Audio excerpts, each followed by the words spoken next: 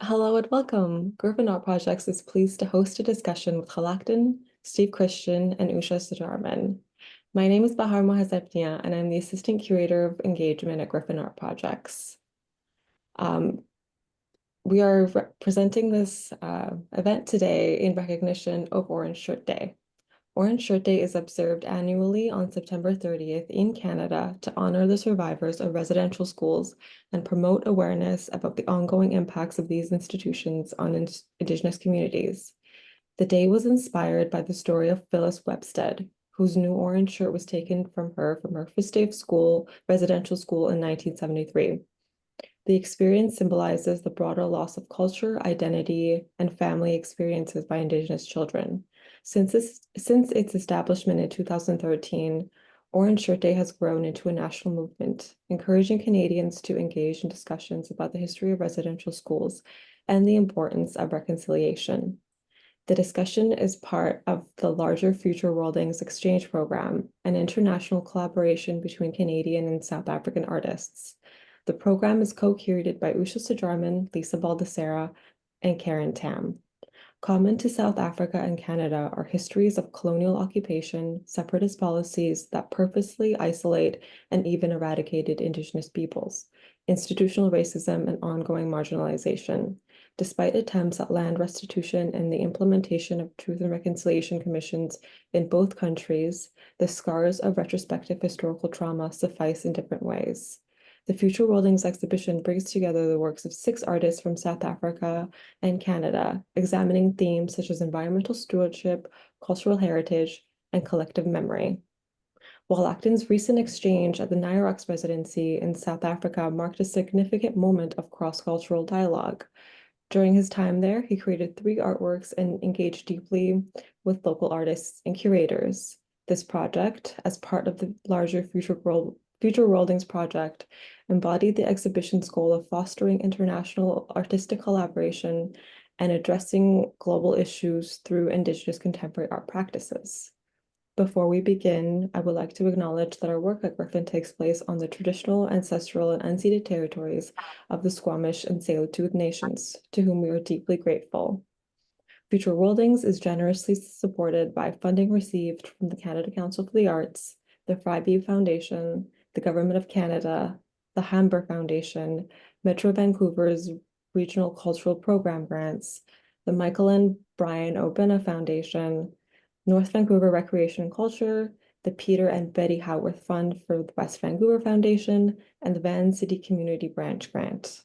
Xwalacktun South African residencies were generously supported by funding received from the BC Arts Council Professional Development Grant Program.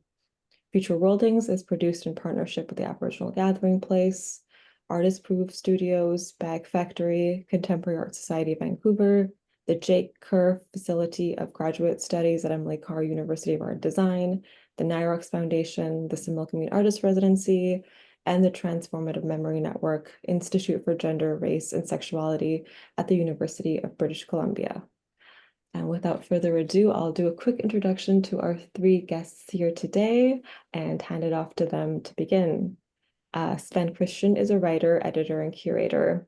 In early 2022, he was appointed curator of NIROX Sculpture Park and the Villa Legondi Center for Sculpture. Recent exhibitions include Relief, held in collaboration with Griffin Art Projects Canada. Usha Seejarim is an independent curator and artist based in Johannesburg and is a conceptually and socially engaged artist who uses found and common objects to communicate complex and simple ideas about the domestic position of women. Dr. Xwalacktun, born in Squamish, BC, is a renowned master carver of Coast Salish ancestry from the Squamish and Nagmi nations. His remarkable career extends over 40 years, and he has worked in numerous forms, including sculpture, metal, jewelry, glass, drawing, and printmaking. Without further ado, I pass it on to the 3 of you.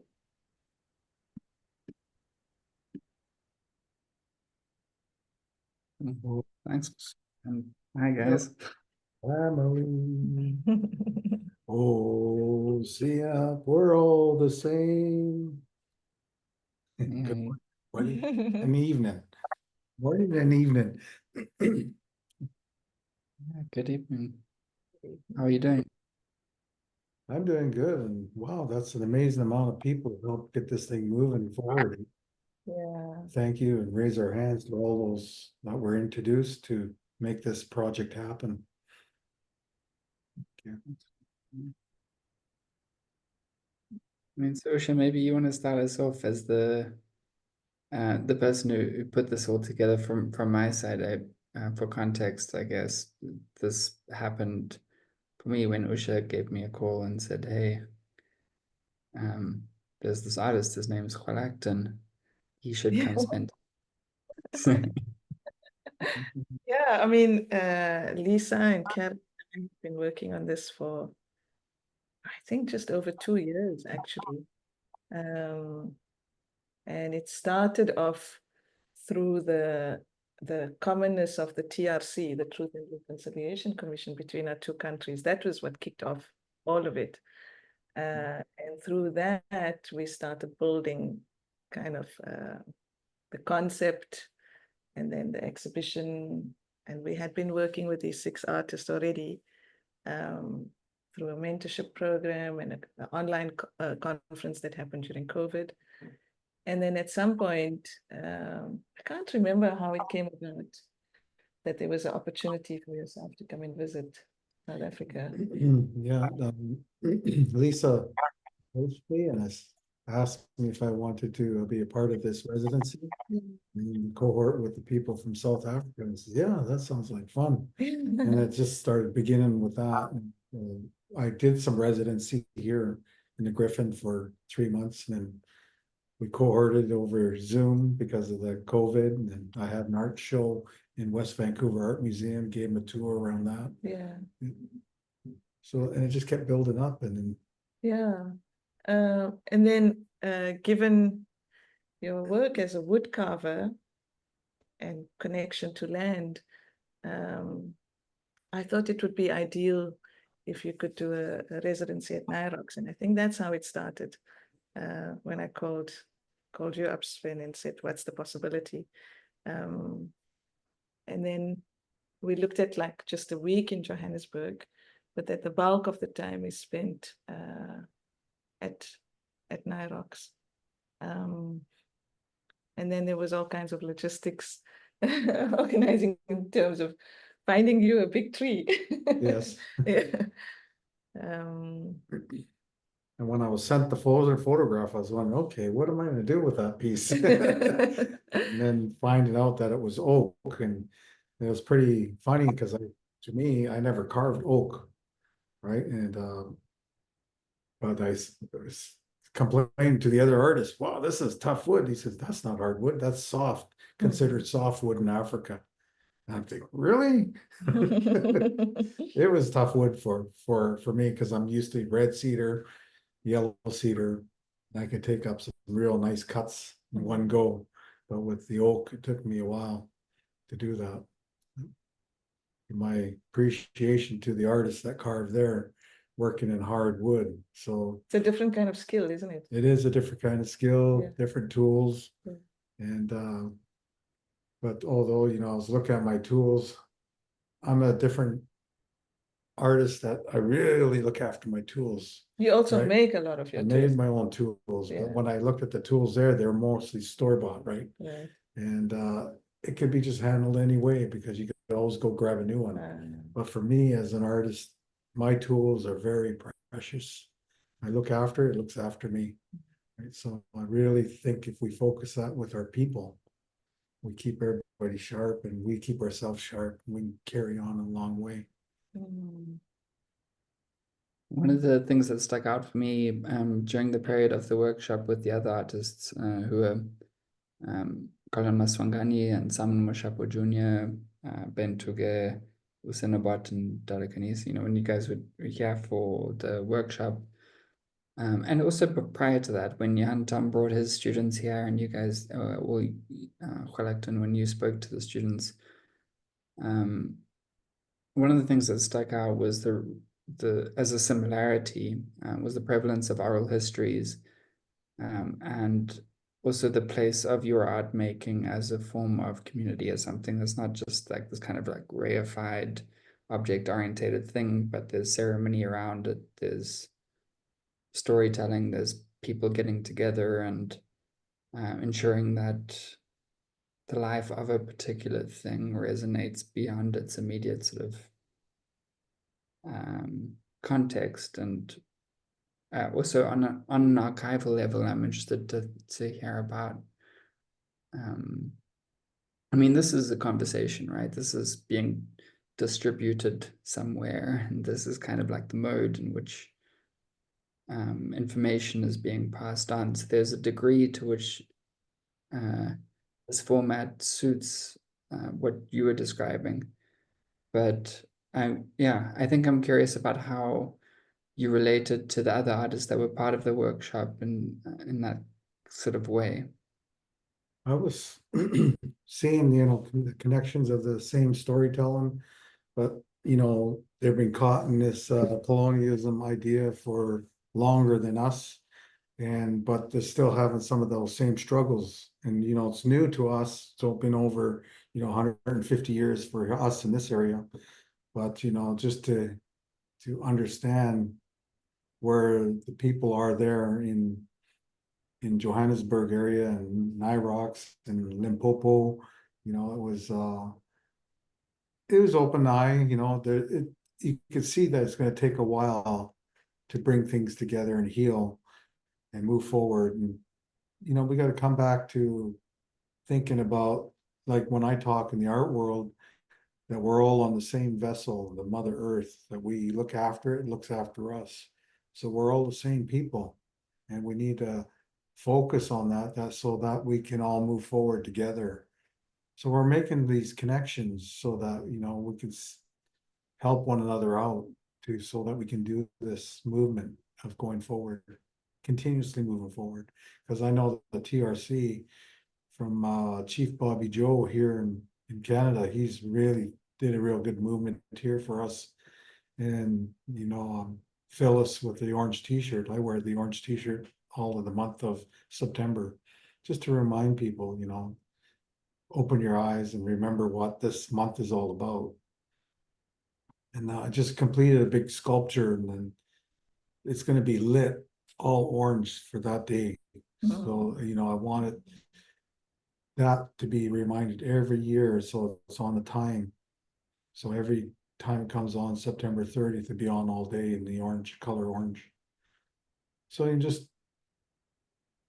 educating people more, through the art, we could educate in a real soft way and be very open, be laughing, and, making those connections in a good way. Can I ask you to speak more about, you've mentioned it a few times about having a sense of humor and using humor as a form of healing. Like earlier you were talking about, like, hope you're okay with me teasing you, and this kind of playfulness, but that it's like you can't be angry with somebody who's joyful, right? Mhm. And also when you yourself are playful, it kind of it takes away from not like, it doesn't take away the hurt and the pain and the trauma, but it does soften things. And you spoke a little bit about it when you were in Johannesburg, about the role of humor in healing. Can you speak to that a bit more? Yeah, I think it's because, medicine can come in different ways. When we cry, that's medicine, but we can laugh and cry at the same time. That's good medicine. So we have a choice in our life where we want to go in life. So if we choose to have a playful time, laughing, and, I think that's how even though my parents went through residential school, they had some hard times, tough times, but when they're amongst each other, they laughed and they teased one another because they wanted to enlighten themselves, right? To be happy at that moment. Yeah. Right. And but when we're on the outside, I will tease people that don't understand what we went through. Yes. Right. Just to lighten it up for both of us. So at least we can have a conversation, not be angry with one another. Yeah, I find that Yeah. very powerful. It's not something we articulate as dealing with the trauma.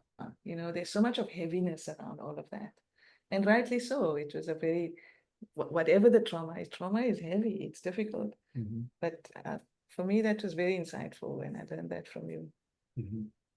Yeah. Sometimes Yes. it comes in front of me like that. It's, oh, wow, this feels like challenging. Are you challenging me? And I've got a smile on my face, right? Yeah. Are you really challenging me? Yeah. Already that diffuses them, right? Yeah. Because I'm ready if you are. Well, I feel like Opa Sebeko couldn't have been a better sort of like roommate for you at the time. That's his whole thing, you know. all the time. Yeah. Opa, You know what Opa means? grandpa. Yes. Yeah, grandpa, and how he told that story about why, because he was a child and he had to be an adult Oh, for his grandma, okay. right? So then before she left, she says, promise me to be playful, go and have fun, go play. Mm. So she's telling him, because he's a child, but he's acting like an adult, taking care of her, that it's time for him to play. Mm. So that's what I saw in Opa. Yeah. Yeah, I mean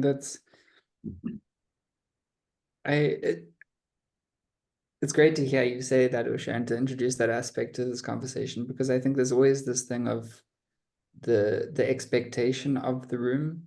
You take any of these TRC kind of scenarios into context, and you think about what that room is like at the time when someone is giving their testimony and people are listening to that. And of course, these Kali Kutsia writes about this extensively in Accented Futures and Angie Krog, and I mean there are a bunch of people who have, well, Kali's book is about that, but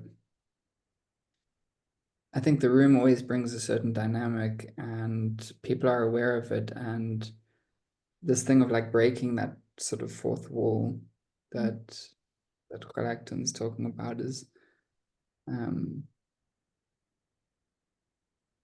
I think really important when it comes to reconciliation, to just understand the dynamic of the room and to be aware, like if something's being translated from one language into another in real time, who's that to the benefit of, you know, who's getting to understand, like where is that understanding happening?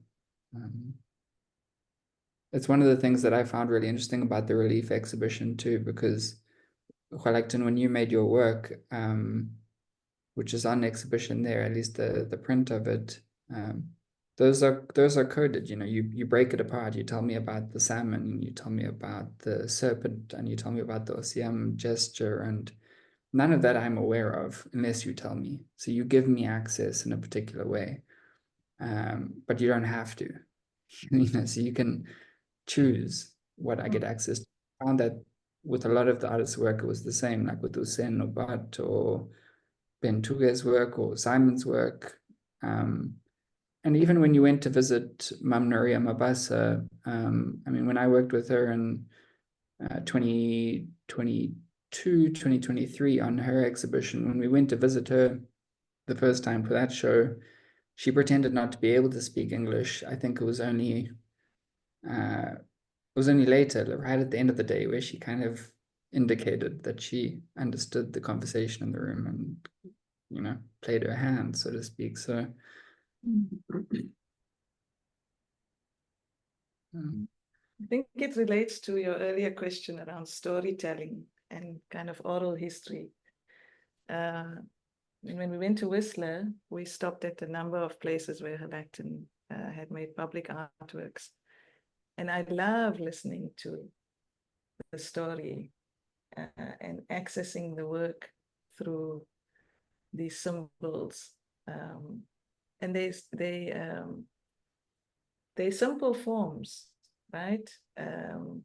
Like the salmon that reoccurs, but they're such strong symbols. They carry such significant meaning, and that comes alive in the artwork, but also in the way that that this storytelling. Yeah, because we honor all things, like the air, the land, the water, and we call other things people, like or like Yes. people like us. Yeah. There's the water people, the plant people, Yeah. the feathered people, the two-legged people, Yeah. even something greater than us. Yeah. You know, make those simple connections that they are like who we are. And I mean, that comes with, so do you understand what he's saying about water people and all of that? Sven? I understand of that, but I don't know if our understandings match. So like animals are land people and fish are water people and birds are sky Yes. people, right? Right. But what that does is it creates like a deep respect for everything. Yes. And it's like you carry that through the respect for the tools, Yeah. respect for people. Well, you saw when they were showing the film, they showed respect to the tree. They gave an offering Yes. before they took anything away from the tree. Yeah. But they also only took so much so they didn't kill the Kill tree. the tree. That's right. Right. So, and it also left a mark, you know, for others that come around saying, oh, this is probably done like 200 or 300 years ago, Yeah. because that tree has not been touched since. Right. Right. So how do you feel about displays of the lack of respect? I mean, it's all around us, right? I mean, exploitation of trees, of land, of each other. Yeah, we're not consumer, like take what you can. You're taking more than you need. It's like a greed, right? It's a greed, yes. As I mean, if we take more salmon than we need, those salmon need to make it up to the top of the river to spawn, so you have more salmon. So it'll always come back. But if we take them out in the ocean, out in the rivers and the creeks, and then where they spawn, you know, we're gonna lose them. And that's where we are right now. We're almost losing the salmon. But there's some places where we witnessed when we went up to the Okanagan area, they also have a hatchery there, and they're just now starting to get a lot of salmon coming back. And there was only like down to 300 salmon, but now they're looking into like 80,000, getting close to 100,000 salmon now. So we have to let them be for a while so they can come back. Show that respect to them. Well, I'd like to ask you about, I think one aspect of this conversation that doesn't necessarily always get that much airtime, which is tempo. I know, like, for example, when you were working in the workshop, your tools, like there was a lot of like quite literal sharpening the saw happening, where you would take a step back, make the tool properly equipped. You would convey to the other people in the workshop what it means to work efficiently in a way that doesn't hurt your own body. You know, like particular ways of carving and things like that. And that was part of the conversation quite a lot. And it's not necessarily and I feel like it fits into what you're saying about the salmon in some way, because a lot of the time it's like we take the easy route, but make everyone's life easier by just doing something just a little bit different, like, you know. Yeah. Well, you saw how I laid my tools out. I reverse them so metal doesn't touch metal. And now and then, if I'm carving away and I realize, okay, it needs a little touch up, so I take it away, touch it up, come back, and get a nice clean cut again. I mean, it's just looking after it, and then looking after yourself too, because you do not want to force the tool, because if you force it, you lose control, right? And when you lose control, you hurt your wood, your art piece, or you hurt yourself. And they always say we got to work with the wood. We work with the wood because it has a grain to follow, and never force it. So you always use leverage and slicing. There's movement happening. And just even sound, when you hear that wood come off, it sounds really wonderful. Just hearing it, it comes off.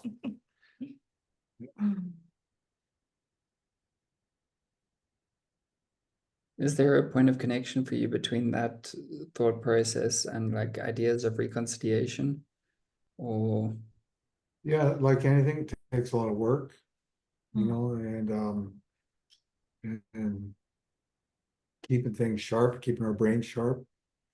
If we decide to go the easy way by not caring or even trying, and it creates hurt and anger and frustration. If we sharpen up our brain, you know, we can work more together because we can understand more one another or learn from one another. Mm. What did you take away from South Africa? Like, what did you? Well, I took away, you know, we're all human beings. And I was so happy that, you know, I was able to tease like Colin. I warned him before I even saw him in person that I'm going to tease you. Yeah. And you know, it was reciprocal, and that was good, you know. And even before I left, because when I was in Limpopo, Colin says, "Oh, my cousin wants to get a photograph with you," because I didn't understand because they spoke the language more, Yeah. no hardly any English. So Yeah. so just before I left, he sat her down beside me. We had a nice photo, and she puts her arms around me, and she puts her hands on my lap, and we're posing away, and then she has the whole family there, like the whole Yeah. family's there because it was the last night. And then she's talking, and everybody started laughing, and I already kind of knew something's about here. And Colin says, "Oh," she said, "she found herself a new boyfriend." So I like that humor, right? So I laughed with them. And then I said to her, "Well, pack your bags, let's go." Yeah, play along with Play it. along with it, yeah. Yeah. So, you know, when you, on the day of the opening of the exhibition, of the relief exhibition, you gave all the carvers a piece of wood Yes, to make a little paddle. yes, That was a gift for them to just carve on their own, right? yes. Yeah. So Colin he carved his, and he's sent it for me to give it to you as a gift. Oh, So I have it here. yeah, I wanted us to symbolize that connection, you know, we're Yeah. moving together, pulling together, So that's for you. showing respect for one another, which I really deeply respect you Have you guys. seen it, Sven? Oh, wow. That is cool. Awesome. Wow, I love that. Thank you so much. And he's written at the back as Oh, well. okay, I gotta put glasses on for that. Mr. Xwalacktun, thanks for sharing a Stage. stage with us, Colin. That's one kind. Yeah. Yeah. Oh, Siam, Colin. Oh. So he sent that for you. Yeah. Mm. Oh, he's got a tie on. Oh, you can see he's got I get the right. Yeah. How gorgeous. That is wonderful. Thank him for me. I will do. Yeah. I will do. Mhm. Hmm. Yeah, we keep in touch through, you know, now that I give him a call and Yeah, yeah, like you do with me. yeah, I do with you. Yeah, Yeah. yeah. Well, let's don't look at the time. Well, let's keep that connection, right? Yeah. Yeah. Yeah. I think in our busy worlds, we often forget like the most basic things, Mhm. just a call to a person and say hi Yeah. makes such a difference. Mhm. Like the idea of gifting, Yeah. gift somebody something, tell Mhm. them you care. Yes. Yeah. I really think it has a lot to do with presence. So I mean, it's like kind of like the conversation we were having the other day, Usha. And I mean, one of the things that you did a lot here, Xwalacktun, was wasn't that you were slowing things down, but you were definitely calling for a different level of engagement in a very fast-paced environment, which a kind of like tapping out to tap in sort of situation where You know, even in the workshop when we were all chipping away. By the way, I'll show you my little creations after this. We got your drum and you sat on the push, like those metal steps, and started playing, and we were all carving, and then you were trying to get us to dance, and I was trying to run away, and there was like a call to presence, something that you did quite frequently, I think. Mhm. It's that same tempo that you mentioned earlier. It's a different tempo, right? And that can only come from like when you are grounded or settled, then you emanate that you call other people to the same, as opposed to being influenced by the busyness of what's around you.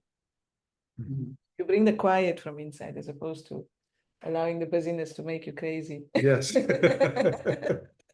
Yeah, I'm usually pretty quiet, but I like to get things up and again, always trying to make those connections, right? And even when I first arrived in Limpopo, Colin says, "Well, we've got to meet our chief." I said, "Oh, good. I want to do protocol around that." Yeah. Right. So he drove me up to his house, and he was actually sitting outside in a chair, and I was at his gateway, and I saw, "Hey, who's here? Xwalacktun Queen's now." I'm gonna ask him permission if I come inside his gate. Yeah. Then, well, come, he says, "Come." Mhm. So I walked halfway towards him. And I stopped there and I did protocol there. I said, spoke a little Squamish. Mhm. And then I asked him permission if I come closer. Mhm. And he did. He allowed me to come closer. I said, "Well, what I did is I did protocol away from you to let you know who I am, where I'm from, and what's the purpose of the visit. May I come closer?" Close. Because we normally did this on the canoe. With the spears up. Yeah. So I sang a song before I went in, because back in the day when canoes would come, you would hear the songs, you'd hear the drumming, and the people would come along the waterfront and from their homes and look out in the water and see the canoes coming closer. So they're announcing who they are already by singing their song. Because for generation they know the song. And each nation would have their own kind of songs, right? They So have you'd their be own able to song identify it based on the. before they get here. Yeah. Oh. Yeah. And they do protocol also close to shore. Then they announce who they are, where they're from, what's the purpose of the visit. And the chiefs talk to them and they say, "Yeah, come ashore, come ashore." Mhm. And they would feed them and they would have a great time. Yeah. I think in any kind of process like that, especially when it's more precarious, or there are power imbalances at play, or there are dynamics that are harder, when it's not necessarily speaking each to each and everyone necessarily understanding each other, but where that process is a bit more harder, where the welcome is a bit less welcome. I think sometimes it's like there's an artist who I've enjoyed reading and learning about in terms of their work. One of the things he talks about is this aspect of speaking to people on the level of the other's like readiness to listen. So always just, again, an awareness of the room and the way in which you speak to people. You kind of know if, in that given context, whether the person you're speaking to is willing to engage you in the way you want to be engaged or not. And you say what you say based on that pre-context. It's almost like you enter the room knowing what's going to happen. So when you come there on the boat, you're like, I know kind of what's about to happen. This is the room. This is the custom. We're all familiar. Maybe it's not going to go like that, but like at least we know the rules of the game, sort of thing. And I guess part of reconciliatory processes that can be difficult are when people enter that space with different Agendas. Sorry, I didn't mean to. Um, um,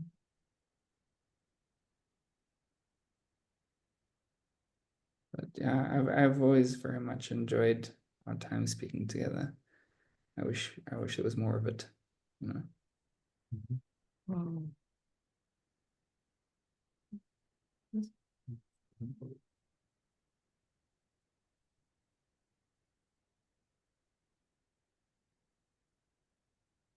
That's my Scottish friend that still have a Oh, connection with. Kenny. Yeah, He's arrived back home? it's back home, yeah. Okay. So I have a connection with the people there too, because they also went through stuff too, right, in Scotland. And I did totem pole carvings there. And we looked at making connections with community. So community got to even make connections within themselves because they didn't know what was going on. So when they came to see what was going on, they helped carve. Then they got to meet their own people around the community because some of them didn't know each other. Then they made a connection there, made some friendships. You know, I think as an artist, we like the Western kind of idea of an artist is such a egotistical one. It put artists on a kind of pedestal, and the way in which you make art and how you bring community into that is quite incredible. That you invite people to physically make the work with you, and embrace, like when the first time you mentioned it, I was like, what if the person just cuts the wood completely off or something? But that you have the trust Yeah. in that process, but embrace that everybody else has their own hand in it. And even the print that you made to invite Zanele to collaborate with you, it's like a different kind of it's a different approach to making that is sharing, you know. It's like the idea of collaboration, but it's not just collaboration, it's inviting the other person to make something together. And we learn from one another. And we learn from one another, but it's not like I'm the teacher and you the student. I know and you don't know. It's not that at all. It's a common exchange, which is really beautiful. And I always say it brings the art to life, right? It gives it more life because it's going to be spoken about elsewhere. Yeah. Right. Yeah. No, the other thing is if someone asks me, well, what if I make a mistake when they're working? I say, oh, I smile, I look at them. Don't worry about it. I'll just make the same mistake on the other side.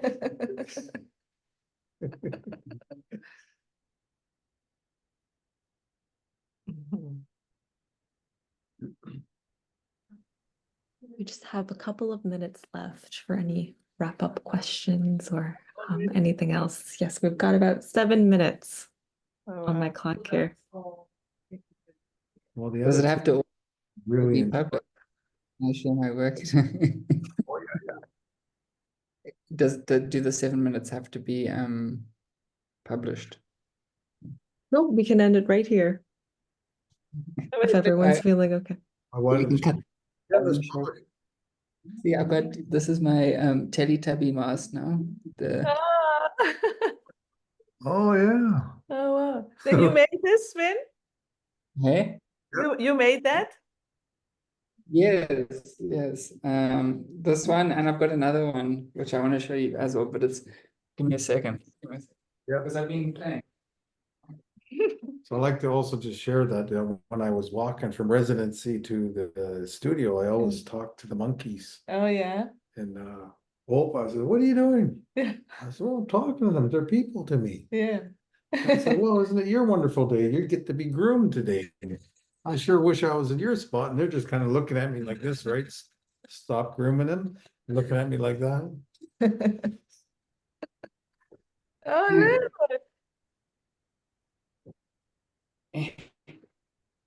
This is one of the other pieces that was cut off from the big trunk. Wait. So it's yeah. What about it? Yeah, What is it? nice spin. I'm happy. Oh, it made him happy. Okay. Paddles up. But yeah, that wood's being used. It's being used by everyone at the moment. We've got 10 students from University of the Free State, no, 15 students from University of the Free State, yeah. Some of them are making work from that wood and all kinds. Go with Willem. Yeah. Okay. Wonderful. Well done, Sven. Sure and But tell.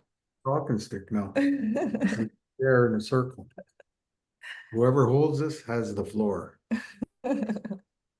You wanted to say something about two other people, something? You started a thought.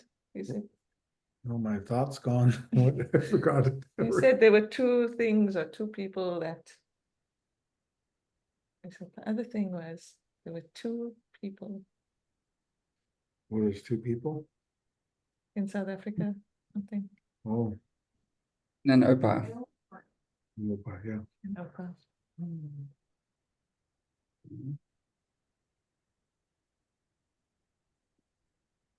But I think that, I mean, look, interestingly, that thing that you mentioned about Opa, like the, the Kochai exhibition, as well as Kochai being home, and that sense of place, but also the sense of play. The prompt that he got from his grand to never forget to play. I think, yeah, I do think that resonates in the context of this conversation too, in some way. It was a joy to listen to. I've heard snippets of the stories from your journeys, Xwalacktun, but every time there's something new and something exciting, a different element, a different layer of the way you will just create community wherever you go, whether there's community there that you join or there's a new community that gathers around you because they feel that warmth and the aura of invitation you give through protocol. So thank you. Thank you, Xwalacktun. Thank you, Usha, and thank you, Sven. And thank you to everyone for joining us for this conversation. We wish you a lovely rest of your day. Good day.